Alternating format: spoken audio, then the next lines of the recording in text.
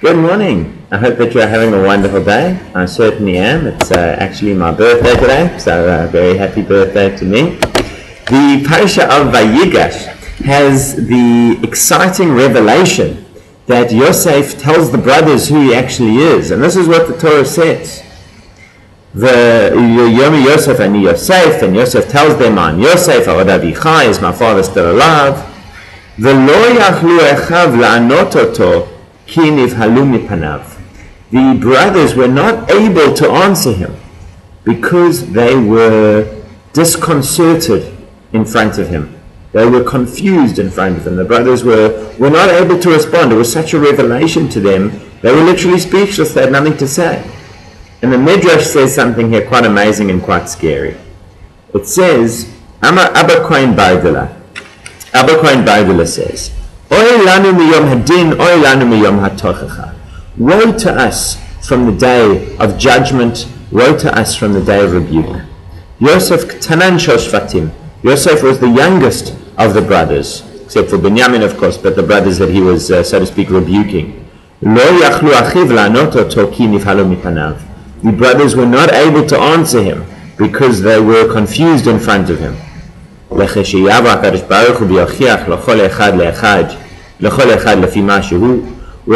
Hashem will come and rebuke every person appropriately, I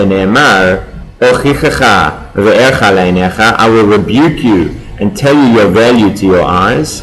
How much more so? It will be a terrifying experience.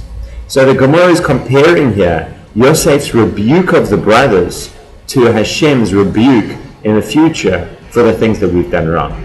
But Rabbi Chaim Shmulevitz starts with a question. He says, what rebuke is Yosef giving them? Yosef is not saying to them, you've done X wrong, you've done Y wrong, what you did was bad. All he's saying to them is, Ani Yosef. All he's doing is telling them who he is. And the Maggid of Dubna has a wonderful story here that really illustrates the essence of what's going on.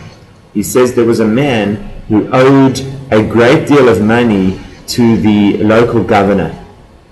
And he had a bit of money, but he didn't have the full amount of money. But what he had was very good excuses and reasons and justifications why he didn't have the money. And he starts rehearsing these and going through them and getting them right in his mind. And he eventually goes to the governor, and the governor says, have you got the money? He says, no, but... And he stops. And the imposing nature of where he is, and who he's talking to, he's speaking to a man here who holds the power of life and death in his hands. He has not been fully responsible with the money that he owes. And he realizes that all of the justifications and excuses that he has are just that, excuses. They're not the real reason. They're not good enough. They're no justification for why he hasn't brought the money. And at that moment, he is speechless, and he has nothing to say in his own defense.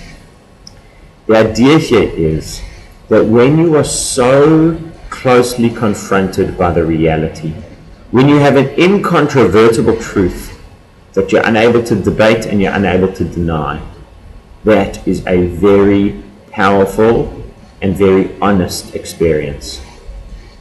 There's a saying that the day will come when you can't run from the things that you've done anymore. When you can't hide from the things that you've done anymore. The things that we've done that we spend our time hiding from, explaining, justifying to ourselves. But the day comes when we are forced to be completely honest with ourselves. And that, Rabbi Chaim Shmulevitz says, is really the essence of rebuke. The essence of rebuke is not when somebody tells you you've done something wrong. The essence of rebuke is when you are face to face with your actions and you have an honest assessment and a full realization of what's happened. One example that comes to mind, something Dr. Palkovitz spoke about when he was speaking about alcohol abuse, is that you had a father who used to go to shul every Shabbos, and there at the bracha he used to drink with his friends, and he used to drink a fair amount. And he's telling his children about the evils of alcohol and drunkenness. He's working with his teenage son, and they see two drunk guys passed out in the street. And he says to his son, you see my boy, what alcohol does, and it's no good, and I don't want you getting involved. And the boy turns around and he says, Dad, this is what you look like every week after the Shabbos bracha. I would hope that at that moment, the father is able to realize, is able to come face to face with what he's done, and he is able to properly take note of it and properly take it to heart. Because the day comes when you can't hide anymore from the things that you've done. And that was what happened with the brothers. They presumably had planned what they would say to Yosef if and when they ever found him. Yosef, we didn't know better. Yosef, we thought that you were wrong. We thought that you were putting us in danger. Yosef, we did what we felt we had to do. Yosef, we held the best in. We felt you were trying to dominate us. All of the reasons, all of the justifications that they had. But when they came face to face with Yosef, they had nothing to say. Because they knew that essentially what they had done was wrong.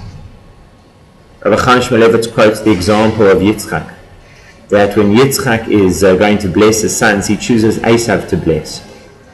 And Esav goes out to get food. Yaakov comes in disguised as Esav. He procures the blessing. And when Yaakov leaves and Esav comes in to ask for the blessing, Yitzchak becomes terrified. The way the Torah says it is that it says, Vayecharad Yitzchak charada gadola ad me'od. And Yitzchak became afraid with a great, very huge terror.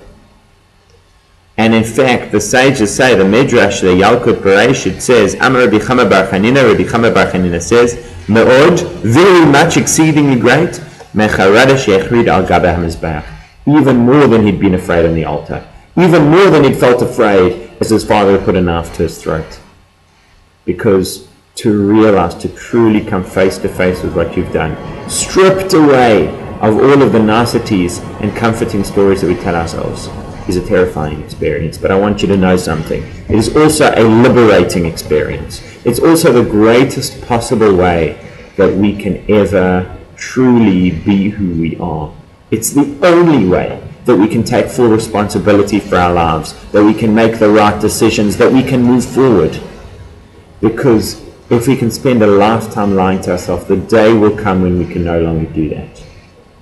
But if we do that now, if we are honest with ourselves now, if we're completely straight about who we are, about what we've done, about mistakes that we've made, that is what will give us the power to set past mistakes right and to go forward in a very positive and constructive way. Have a wonderful Shabbos.